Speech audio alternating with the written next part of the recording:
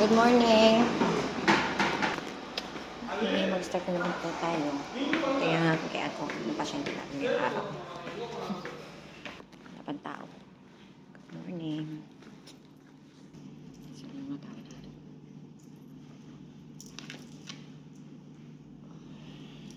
Wala tao.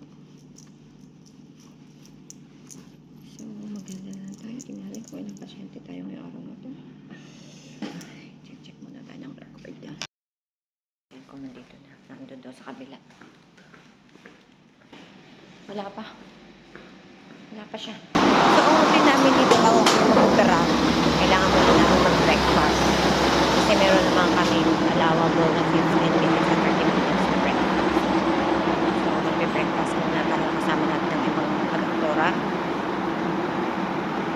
Kasama natin si Ana. Saan na ba yun? Eh, hindi niya ko na naka-schedule na yun. Wala pa doon.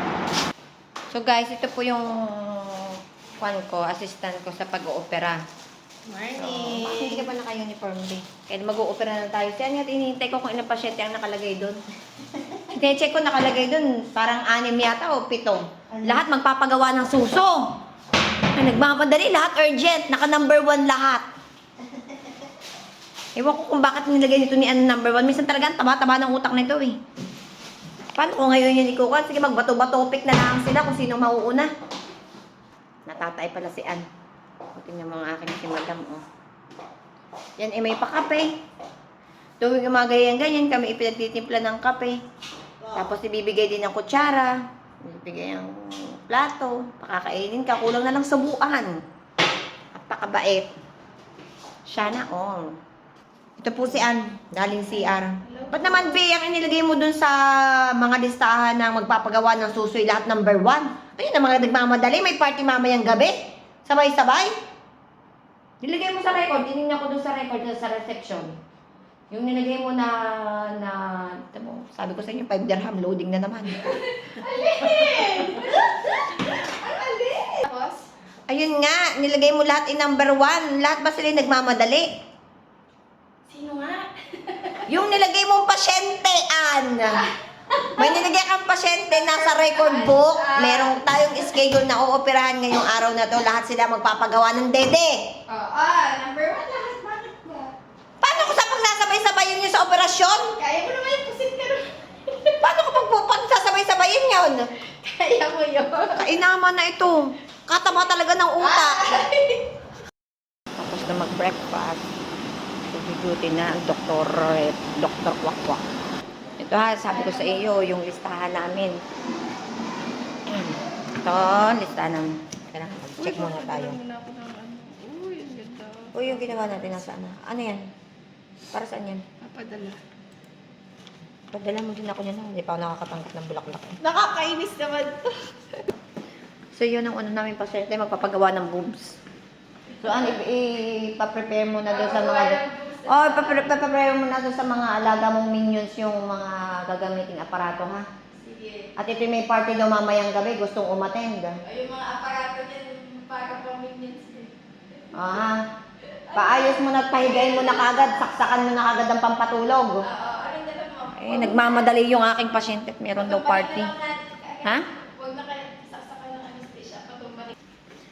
Pinahanda ko na lahat ng gamit. 15 minutes lang tapos na to. Hello? Tapos na po yung aming operasyon. Napagod ng aking mga assistant, oh. Anong hinawakan mo kanina, tools? Anong tools ang hinawakan mo kanina nag-opera tayo? Pasensya na po, nag-loading din. Caliper. Hindi Shih Tzu, yung zoo. Hindi. Nagutom kami kaya kami bumili ng pizza. Ganito po talaga kami mayayaman. Hindi kami pizza tsaka donut. Mamaya, aamuyin lang po namin itong donut, hindi po namin kakainin. Dahil ganun po kami kayaman. Amoy lang, tapos bibigay namin sa mga hampas lupa sa labas. Mga trabaho po namin, ako po ay surgeon. Ikaw, ano trabaho mo, be? Assistant surgeon. Ikaw, ano? Semi-surgeon? Nag-isip na naman. Secretary surgeon. Bawal sumagot ng mali. Wala ka pa yun. Yan, ganito po talaga kami mayayaman. Kaya nag-iisip kami kung kakain pa ba kami ng kanin o hindi. Napain na ba yung kanin natin? Nasaan ba? Kanin mo? Asan nga ba? Ano ba yung Ito ba yun? Ha? Ano ba to? Kanin. Ayan pala, hindi na pala kami magpapait ng kanin. Tapos, alam mo naman kami, transfer lang ng money. Ganyan talaga kami mayaman. Ha? Uy, nakita ni Jason yung aking kwan dun, yung kotse ko, yung top down na kotse. Nagulat siya, baka daw nandun yung sasakyan ko naka-top down. Sabi ko, binibilad ko kasi yung driver ko, pinagamit ko nung holiday. Itong weekend. May dala palang surot. Ka-generous. Oo, napakabait ko talaga. Ay, may dalang surot. Sabi ko, sige, gamitin mo muna ha. Tapos ibalik mo na naman kung kailan mo gusto. Sabi ko, pero binalik naman kagad kasi nagkarot-surot. Yun, nakabilad na yun, nandun sa yard. Nako. Kainama na. Dahil nga may surot yun at nakabilad, mamaya ibibigay ko na, pati susi. Kasi ganun ako kayaman eh. Papamigay mo na. Papamigay ko na, be. Huwag kang makihati, mayaman ka rin. I'm so mayaman, you know? Kako, ikihati pa ito, isa pa itong kampastuka. Itlog na pula mo lang at kamatis. Huwag mo sasabihin, itlog na pula. Teka. Hindi po itlog na pula. Salt and egg lang. Ganyan kami kayaman. Kung nasan yung kamatis? Hinati na. Potato. Ay, hindi pa potato. Tomato! Tomato. Bi, kailangan mo talaga ng yaya. Hindi ka marunong Nasaan ba yung yaya mo? Hindi ka marunong Ganun ano pag mag-open. mayaman, di ba sanay sa Yeah. sanay sa helper. Oo nga. Nagulat na ako, di ba? Na. Hindi kasi, pasensya na po kayo. Di po kasi siya Pasensya na, marunong last minute. mag-open at saka magbalat. Kasi may yaya po siya since birth. Yeah. Hanggang ngayon, may yaya pa rin siya. Ba't hindi mo ba kasi dinalang yaya mo, be? Yaya na yun ng mga anak ko. Yaya ko na. Diyos ko, mali na naman ito. Sinabi niyang mayaman kami, nag-sharing pa sa yaya. Don't put your pizza here. What? Dahil pingas kami. Dapat English speaking ka kasi mayaman ka. Hey, mag-English man ako, pero... Paano accent? You like? No.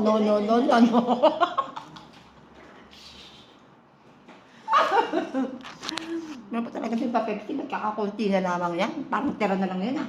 Salamat niya kayo. Naisip ka kada yung nilang tirhan. Kayo lang ang naisip. Oh, inisip nila. Inisip talaga Oo. nila. Bigyan ko na sa akin mga friends. Napakabait. Na-touch naman kami.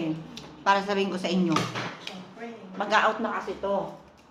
Ito, lagi ko siya tinatanong, sino ba si ganito? After ilang months, ilang years na ba to dito? After 3 years, ngayon ko lang nalaman siya pala si Nabil. Kung kailan nga alis na. Ganun talaga. Nalungkot din naman siya. Pero na-surprise siya sa pa-surprise ni Madam. Di ba, Madam? Sir John, John? ang pinagkaabalahan ko yung araw. Akong tatrabaho. Ay, hindi po tamad po siyang mag-opera. Hindi po siya tamad magtrabaho. Tinamad lang po siya mag-opera. Kaya ako na nga lang po nag-opera eh. Actually, yung pagiging pong surgeon namin, Sideline. Pasko na yan. Kasi wala kami magawa sa bahay. Marami kaming pera. Alam mo yung para lang mapakanabangan po namin yung aming pinag-aralan. Talagang kailangan lang namin mag-opera ako ngayon. Gusto lang ko pala niya. Ganun lang po. Para hindi naman kami maboard sa bahay. Kasi gastos kami ng gastos. Mahirap yung gastos ng gastos. Nakakasawa ba? Madam, ikaw nasasawa ka ba sa pagiging mayaman mo? Sawa ka ba? Naman. Oo, sabi ko niya, mamaya mamimigay tayo ng pera ha. Tara. Kasi po, sobra-sobra na yung pera natin sa wallet. Pumunta ka na ng bangko, mag-encash ka na. Kapaglagyan. Hindi na ngayon uso ang in cash. Transfer na lang sa GCash. Dahil nakausapan naman namin mayayaman, napakaganda. How's your business, madam? Mag-iisip naman kami ng business. Alam mo yung business namin kasi, yung SM, amin yan eh. Hindi lang namin sinasabi. Kasi bawal. Alam mo na kami, gala kami ng gala, mahirap na. Ito tingnan, ito may-ari ng Robinson. Itong babae na to. Ako may-ari ng SM. Ito may-ari ng Walter Mart. Yung isa naming friend na naglo-loading, may-ari ng Pure Gold.